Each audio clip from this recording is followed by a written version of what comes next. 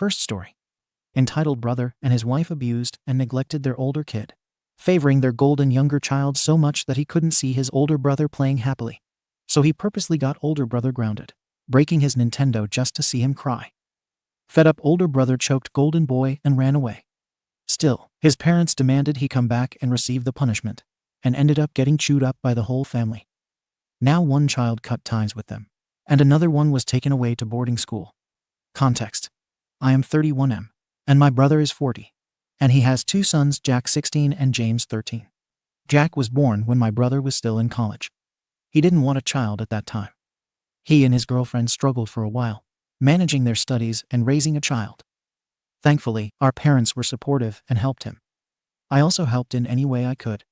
Eventually, he finished his studies, landed a job at 27, and got married to his girlfriend. Then their second child, James, was born. Both of them spoiled him a lot. Whenever our parents or I said anything, they claimed James was their planned child. And since they were in a good position, James deserved it. At the same time, they neglected Jack. They gave James expensive gifts, toys, clothes, snacks, and everything. The saddest part is that Jack never once complained. I watched that kid be happy just because his brother was happy opening his gifts. James, on the other hand, was spoiled rotten. He constantly compared his things to Jack's, and if Jack ever got something good from someone, he wanted it too. This problem kept growing. The negligence towards Jack worsened, and James started taking advantage of it. He began getting Jack grounded for things he did, and their parents always believed James no matter what. Over the years, I saw the sparkle in Jack's eyes fade. Now, the incident happened this Christmas. To be clear, I love both of my nephews. I don't approve of James's behavior, but I blame the parents, not the kid. So for Christmas, I bought both of them a Nintendo Switch.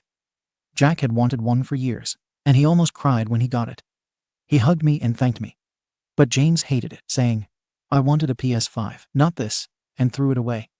I didn't care because I did my part. Whatever he did with his gift was none of my concern. I was not going to enable this kid like his parents did. A few days after Christmas, Jack came knocking on my door. The kid was crying and shaking. I let him in, calmed him down, and asked him what happened. To keep it short, after I gave them both a Nintendo Switch, Jack was too happy with it. He played The Legend of Zelda whenever he had time, and he was having so much fun. That didn't sit well with James. To ruin Jack's fun, James broke his own console and cried to their mum, claiming that Jack broke it. Their mum believed him, snatched Jack's console, gave it to James, and grounded Jack. Jack just lost it this time. Years of unfair treatment finally got to him. He grabbed James by the neck and started choking him. He said he didn't know what came over him, but his mum's screaming and beating couldn't stop him. He just saw red. He started screaming at James, demanding he tell the truth.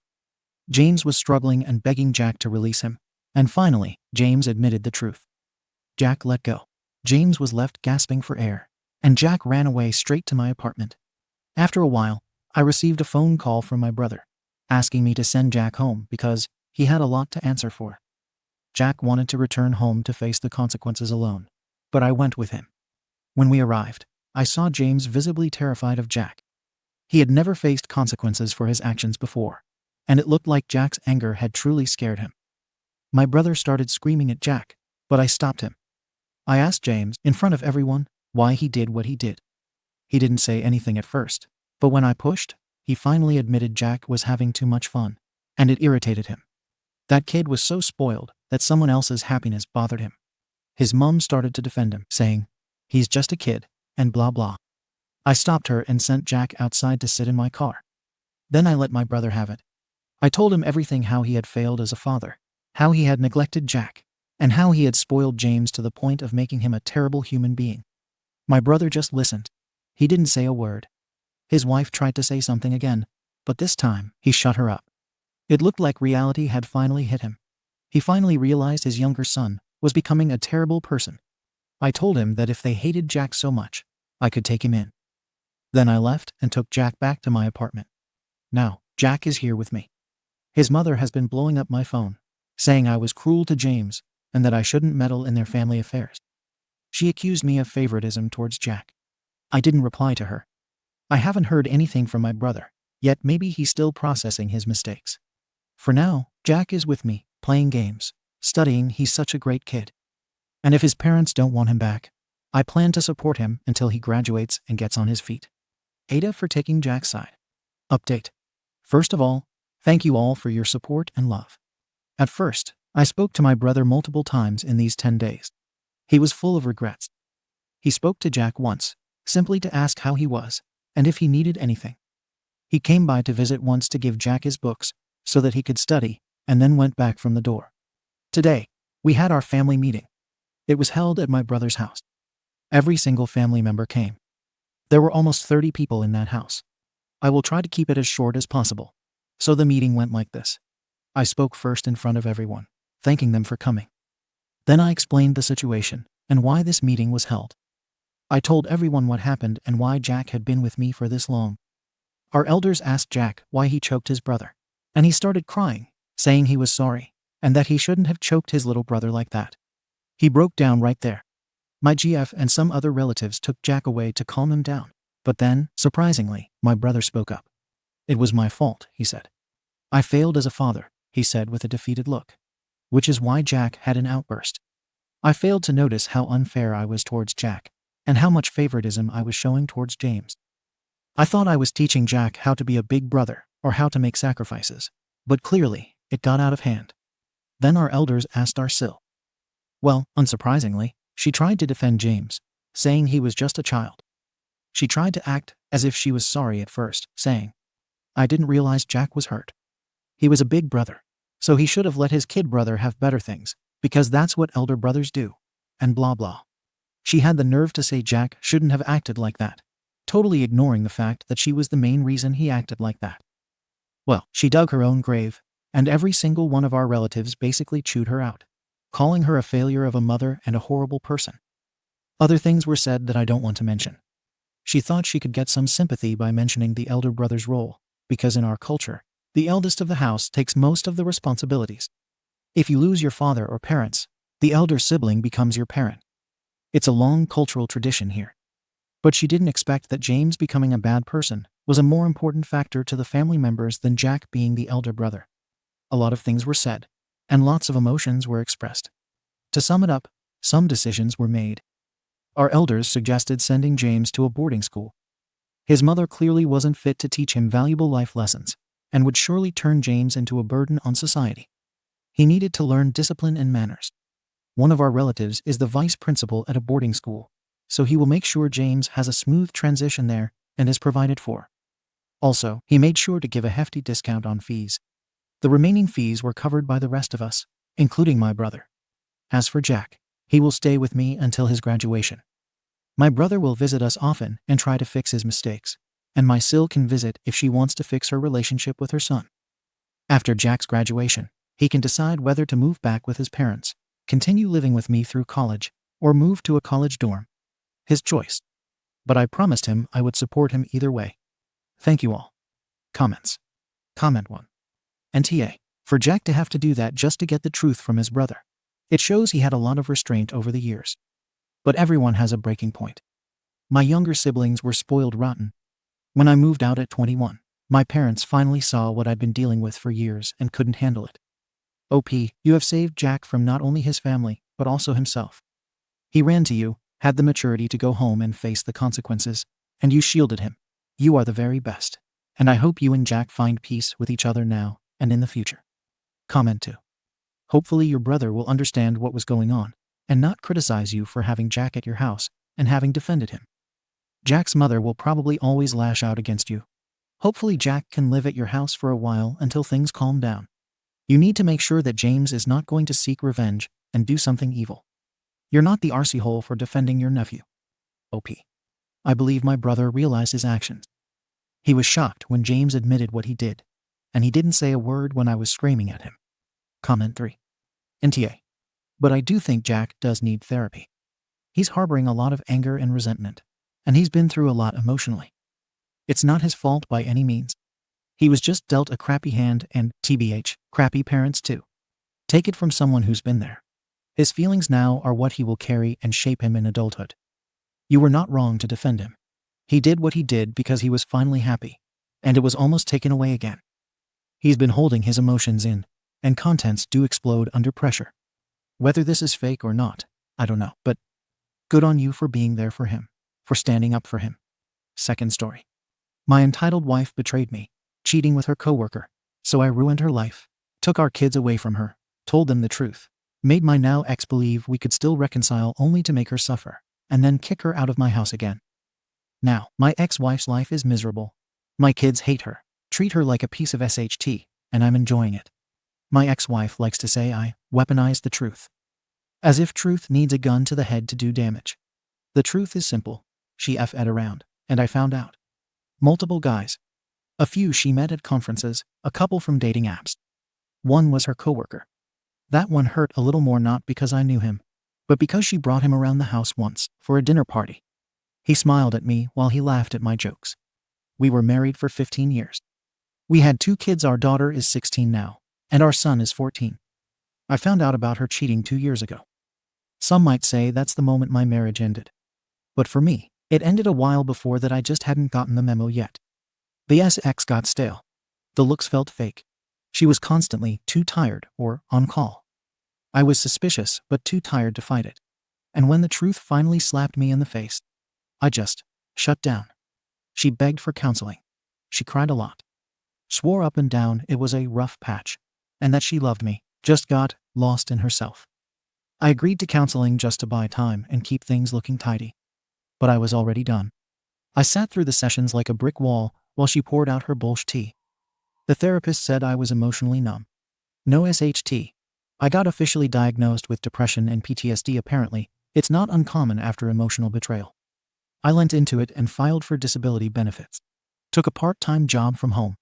She kept working full-time at the hospital. When we divorced, I didn't throw her under the bus. We kept it clean on paper. I didn't tell the kids what she did. Not directly. But I wasn't about to let her play Mommy of the Year, while I sat in the shadows like the dumb, boring dad who couldn't keep his marriage together. So I left breadcrumbs. I printed out screenshots of her dating profiles and left them on my desk. I printed out texts she'd sent, ones where she called me emotionally useless, where she told her coworker she wished she'd met him first. I left those out too. Left my laptop open, inbox full of receipts. I didn't point anything out. I didn't tell the kids to look. I just made it easy to find. Our daughter found it first. 16, smart as hell, with a sharp tongue she gets from her mum, but a cold streak she got from me. She read through it and asked me if it was true. I nodded. She didn't speak to her mother for months. Our son followed her lead. He's quieter, more reserved, but loyal. When he found out, he didn't say much, just stopped responding to her texts. Stopped going over to her place. When the court asked about custody, I told them the truth. I had a flexible job. I was the primary caretaker now. They gave me weekdays. She gets weekends sometimes. The kicker: she pays me child support. Because she's a neurologist making well into 6 figures. And I'm a part-timer with a diagnosis. The irony is poetic. Her perfect life fell apart. And I didn't have to lift a finger. Just opened a window and let her actions do the talking. She tries, sometimes. Brings over gifts. Bakes cookies with the kids. Tries to be the cool mom. But it always ends in shouting. The kids don't respect her anymore. My daughter calls her a liar to her face. My son once told her, "You're not sorry you did it. You're sorry you got caught." She cried on my porch after that. Told me it wasn't fair. That I turned them against her. That I'm punishing her every day. I shrugged, told her it was out of my hands. Said, our kids are smart. They figure things out. Sometimes I tease her with the idea of reconciliation. Nothing serious, just a text here and there. Do you ever miss the way things used to be? Or, maybe we should have one of those talks again. For the kids. She always takes the bait.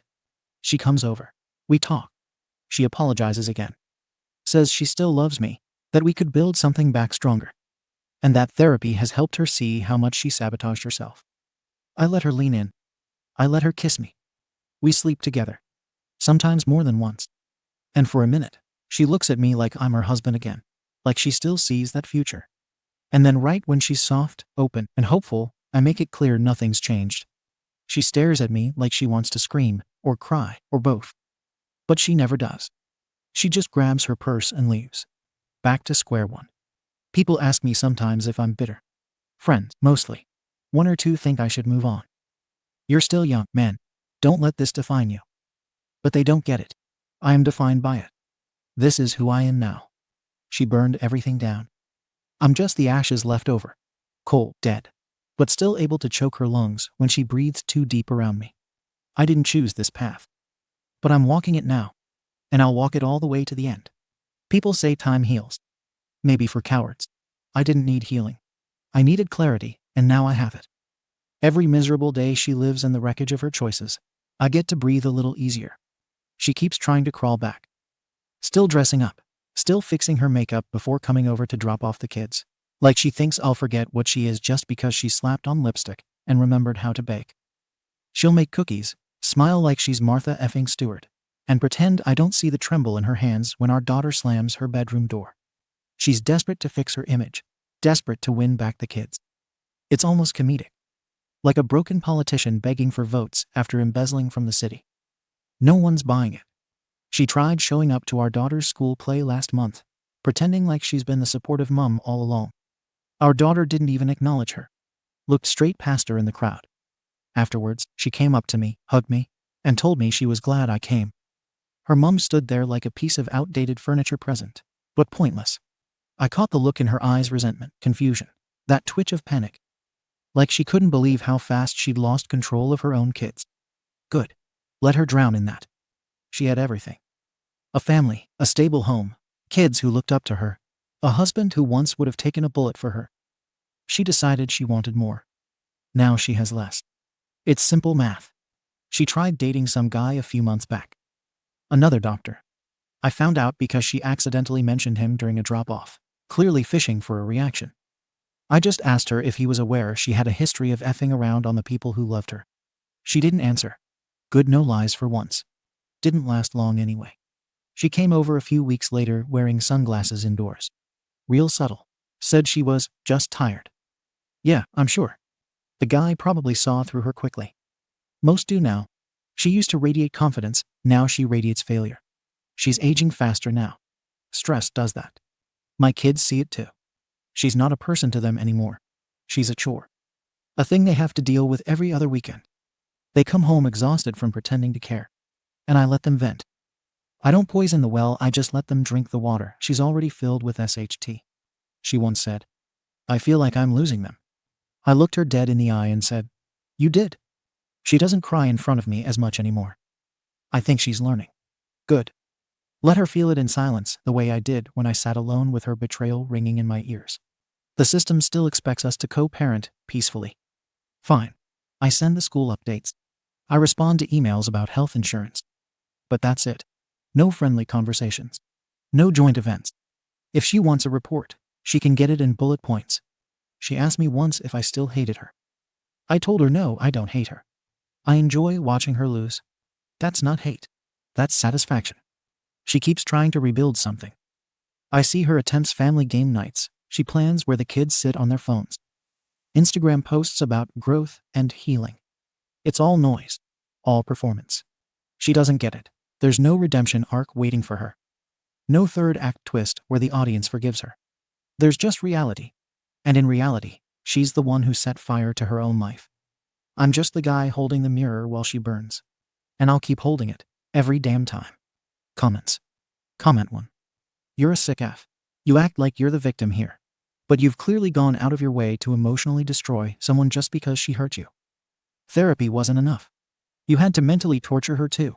Get help. Comment 2. No wonder she cheated on you. You sound like a self-righteous, cold, manipulative arsehole who's obsessed with control. This isn't justice. It's you dragging out pain because it gives you a power trip. Grow the hell up. Comment 3. Not going to lie. Respect. Most people let cheaters skate by with, we all make mistakes bullshit. You didn't. You let her wreck her own life. And you didn't even need to lift a finger. Brutal, but she earned it. Third story. I caught my boyfriend crying after his ex got engaged. And then he proposed to me after his ex rejected him when he pleaded to take him back. I 22F met my boyfriend 24M 3 years ago through some mutual friends. He was pretty guarded, and I was the one that pursued him. We were long distance. I was living in Oregon. He was living in Washington until I moved in with him last year. My boyfriend has only had one other relationship and a hookup before me. He stopped talking to the hookup a long time ago because she was crazy. But he kept in touch with his ex until she cut contact with him around 2 years ago. They dated when he was 15, and it lasted for around 2 years. And then she dumped him because he had no self-respect. Apparently, she's the reason why my boyfriend is so guarded now. I'll admit that I was really jealous of her and was glad when she cut contact with him, because she's beautiful and my boyfriend talked about her as if she had all of life's answers. This past January, I woke up in the middle of the night, and I heard my boyfriend crying quietly. I could tell that he was looking at his phone, and I wasn't sure whether or not to say anything since I wasn't sure if he just wanted a private moment or not. After a while, he got up to go to the bathroom, so I took a peek at his phone. He was on Facebook, looking at his ex's profile. She had gotten engaged, and there were pictures of the ring and everything. It's been 2 months now, and my boyfriend has been breaking down out of nowhere. I keep asking him to talk to me about it, but he won't. I told him to talk to a therapist, and he got really insulted and said that he doesn't believe in therapy. I'm unsure of what to do, since this happens at least twice a week. I love him, but he's always seemed a bit distant to me, and obviously this woman is the reason why. Should I contact her and ask her if she has any insight? I'm starting to think that she must have said something to upset him like this, because he didn't seem that bothered when his ex was dating other people. TLDR. Boyfriend of 3 years has been crying about twice a week since he found out that his ex-girlfriend got engaged and won't talk to me or a therapist. I'm wondering if his ex said something specifically to set him off, and thinking that I should contact her. Relevant comments. Deleted. Right, okay. No, don't contact her. Her job is finished. If her ex still has problems with their relationship, that's his issue. Now you, Missy, do not play Miss Fix-It here. You can't fix the fact that your boyfriend is actually still in love with another woman. You can be the most perfect woman on earth, but while he still has her as his dream woman, you don't have a SHT show. Honestly, and as hard as this may be, I'd talk to him about it again. And then, if there is no resolution, I'd consider moving on. You deserve someone who thinks you are the best woman on earth, not some distant ex from his high school years. Good luck, OP, and big hugs. This sucks balls. OP. Thank you for your reply. I was insecure about my boyfriend's relationship with his ex from the start. They didn't talk that often, but they'd catch up once every few months through Skype or something. She lives on the East Coast, and when Hurricane Sandy hit, he called her, texted her, and messaged her on Skype despite her having cut off contact with him prior to that. I didn't even know that he still had her phone number. Is this relationship hopeless? I knew that he still had a bit of a thing for her, but I didn't know the extent of it until now. If he can't move on after all this time, I don't understand why he got into a relationship with me. Deleted. Sometimes we think we are more emotionally available than we actually are, and I want you to know this. It is not your fault. I find this happens with people who run away from their feelings and don't process grief. It always comes back and bites them in the bum. Big time. He probably didn't know it at the time when he got with you that he was like this, and now it's just spiraled out of his control. I'm going to be rough, and I'm sorry. You sound like an exceptionally loving and patient girlfriend, actually. To be honest, he sounds like a bit of a jerk, putting his ex-girlfriend before you emotionally. And no, I think in the long term, you'll find it to be an uphill battle with him. I think a massive turnaround is highly unlikely if he is this bad 3 years into your relationship. 3 years is a lot to give up on, I know. But think about it. Wouldn't you rather be with someone who thinks you are the most amazing woman in the world? OP. 3 years is a lot to give up on, I know. But think about it. Wouldn't you rather be with someone who thinks you are the most amazing woman in the world? I love him. From the moment I saw him, I knew that I wanted to be with him. He's incredibly smart and charming. But you're right. I've always felt insignificant in comparison to his ex, and I don't think that I realized quite how much. If I think about it though, there were clues that I didn't pick up on. When we first started dating, I told him at some point that he didn't seem to want to open up to me, and he told me that it was because his ex had taught him not to become too vulnerable. I thought that this would pass as we got more serious about each other, and he did open up a bit more. But whenever he caught up with his ex, he'd be distant with me again for a while.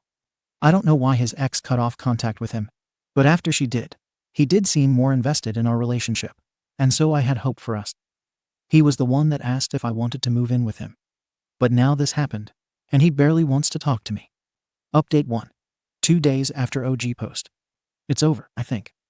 I called my dad and asked him to help me move back home. These last 2 days have been really emotional.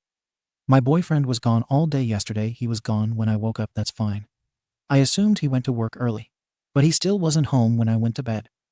I texted him once when I woke up to say good morning and twice at night, one asking if he was coming home for dinner and another asking if he was all right.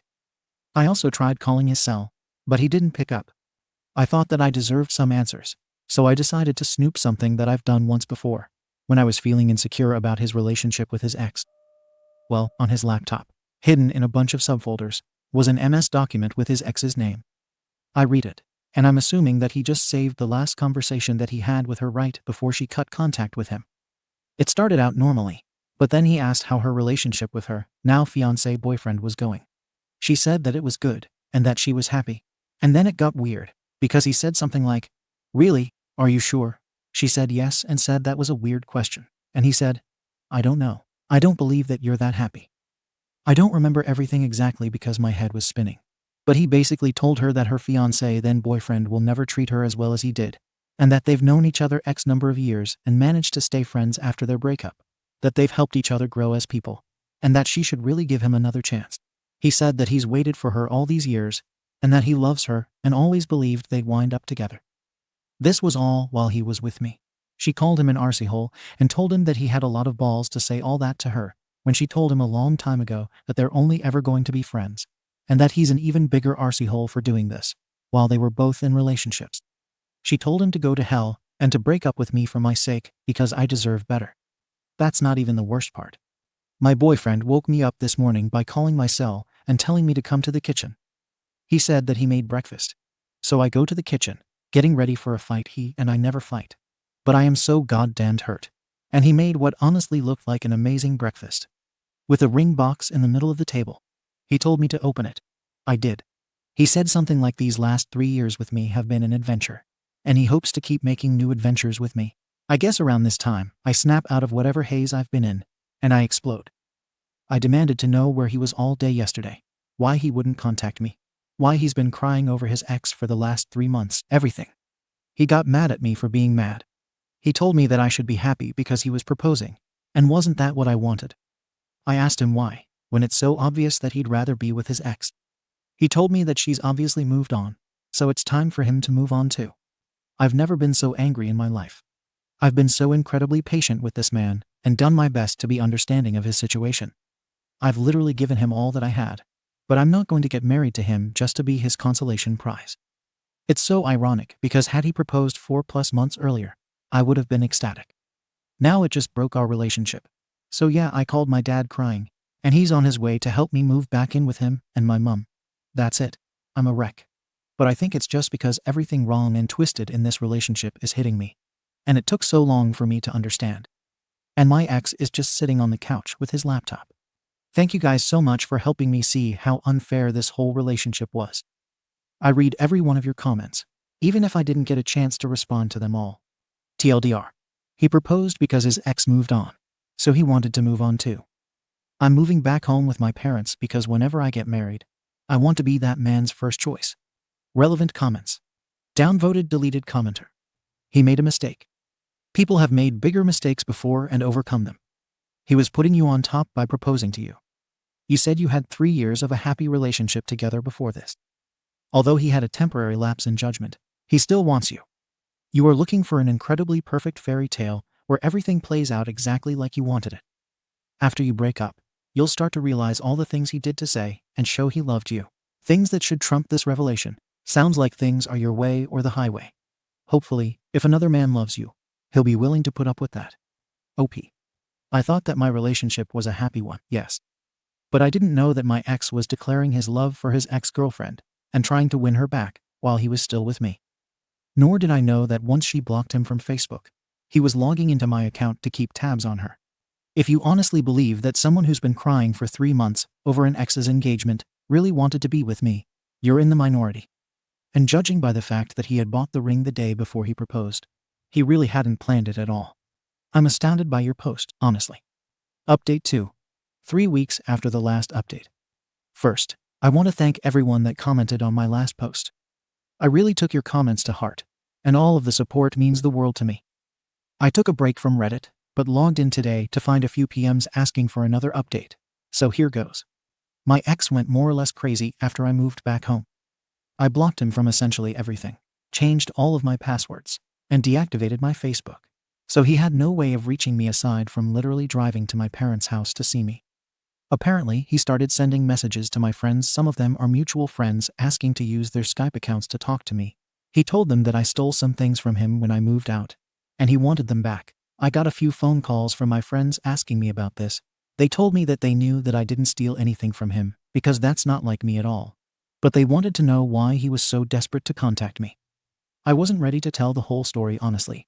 I didn't think anyone would believe me, so I told them that I didn't know what was going on, but asked them to not give them their Skype accounts by any means.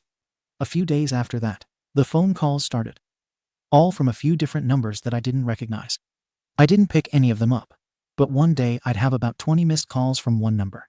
Then another 20 plus from a different number. I had to set my phone to only allow calls from specific numbers.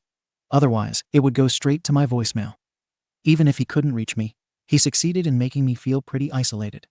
After the 5th day of the phone calls, I broke down and told my mom everything that happened. She didn't say much. She mostly let me talk. Afterwards, she told me that I made the right decision, but that there's absolutely no reason why I should be going through this alone. She said that she didn't want to push me to tell her what happened until I was ready, but that the best thing that I could be doing right now is spending time with people that love and support me. So after going with me to get my phone number changed, she encouraged me to start calling my friends and telling them what happened, and to just hang out with them more in general. I had it stuck in my head that everyone would side with my ex and tell me that I made a terrible mistake, that his intentions were good, and I blew things out of proportion by insinuating that he only proposed because his ex-girlfriend got engaged. But I was actually overwhelmed by my friends' responses. Apparently my ex had been telling everyone that we broke up because I had major jealousy issues over his ex. But once they heard my side of the story, I was actually shocked by how many of them said that it made sense. They've all told me that I've done the right thing, and that they'd back me up no matter what. I just felt this huge sense of relief, and have been making an effort to go out more. I will be honest, though. There are times when I wonder if I was wrong. Sometimes I think that maybe my ex had been grieving over his old relationship, and proposing to me was his way of starting over. Sometimes I think that I turned down the only marriage proposal that I'll ever get. And sometimes I think that maybe I should have accepted, because I loved him. And you don't often find people that you truly love. But then on the days that I'm feeling wiser, I remind myself of how bizarre our last few weeks together were. How I always knew deep down that I was second best for him. And how he's been behaving since we broke up. I've never seen him so unstable. He was always so calm and logical. So this is completely new to me. I know deep down that I did the right thing. But sometimes what you know in your head and feel in your heart are so completely different. So, that's basically it. I'm just going through the motions, and I'm going to make an appointment with a therapist. I wish that I had something more profound to update you guys with, some added wisdom, but I don't. My best advice for anyone going through something similar is what my mom told me: surround yourself with people that love and support you. TLDR, ex-boyfriend went batch crazy trying to contact me. I isolated myself because I thought everyone would side with him. But after some coaxing, I told my mom and friends my side of the story, and they believe me. I go back and forth between thinking that I did the right thing and thinking I did the wrong thing. But I've managed to maintain NC, and am making an appointment to see a therapist. Final update. Nearly 2 months after the last update. Hello, Reddit. I just wanted to update you guys on some things that have happened. I also wanted to apologize for not responding to any of the comments in my last post. I wasn't in a great place at the time, and wasn't feeling up to it. But I did read each of your responses, and I truly appreciate those who took the time to comment. First, my ex mailed me the engagement ring that he bought shortly after my last update. I didn't know what to do with it. I wasn't sure if the ring was what he had been claiming that I stole. I also felt weird about mailing it back, because what if he claimed that he never got it? So my dad volunteered to personally deliver the ring back to him. I don't know if anything was said when my dad brought it back, and I never asked.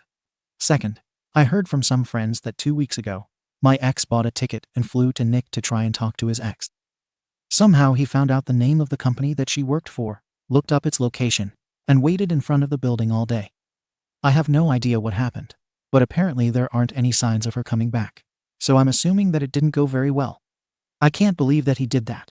And I can't believe that I dated someone that was that crazy for 3 years, but I suppose it helps every time that I hear about something like this, because it reinforces the fact that I did the right thing. I met with 2 therapists. I wasn't a huge fan of the first one. Every time that I said something, he'd ask, "And how do you feel about that?" No feedback or suggestions whatsoever. At the end, he suggested that I was depressed and might want to consider a few different medications. I don't intend on seeing that guy again. I met the second one last week, though, and I liked her a lot. She told me that she doesn't think that I need to see her regularly, but to feel free to make appointments whenever I'm feeling especially down or stressed. So I think I'll do that. A few people asked why I wanted to see a therapist in my last post, because I seemed to be doing the right things. Well, the problem was that even though I knew I was doing the right thing, I didn't necessarily feel that they were right. I still doubted myself, and I felt like a different person than I used to be.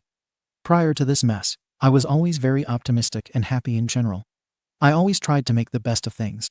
But at the time of my last post, I felt down. And even though I was making an effort to see friends, I wasn't really enjoying it. Anyway, this brings me to where I am now. I started a paid internship with the chance of getting hired full-time almost a month ago, and I love it. I love the people, the work itself, and the fact that I'm getting back into a routine. And I'm a little embarrassed to say that I'm attracted to the guy that hired me, who's about my age. There's nothing going on, and I'm definitely not ready or willing to be in a relationship. It's simply the fact that he is the nicest, best-mannered person that I've ever met. He's always positive, polite, and smiling, so it's impossible not to be in a good mood around him. So it's not that I think my next relationship should be with him, or that I have feelings for him. It's just that I've realized that the type of person that I should be looking for is someone that makes me feel good, just by being around them. I don't give much thought to my ex anymore. It's amazing how much life changes over the course of a few months, but I think that everything is turning out for the best. TLDR, ex-boyfriend mailed me my ring, flew to Nick to try and talk to his ex, and nothing came of it. In the meantime, life is looking up for me. I found a therapist that I like. I have a paid internship. And I met the kind of guy that I should be looking for whenever I feel ready for another relationship. Thank you for watching the video. If you are interested in listening to these kinds of stories, we've got more in store for you. Simply subscribe to our channel, hit the like button, and share it with your friends.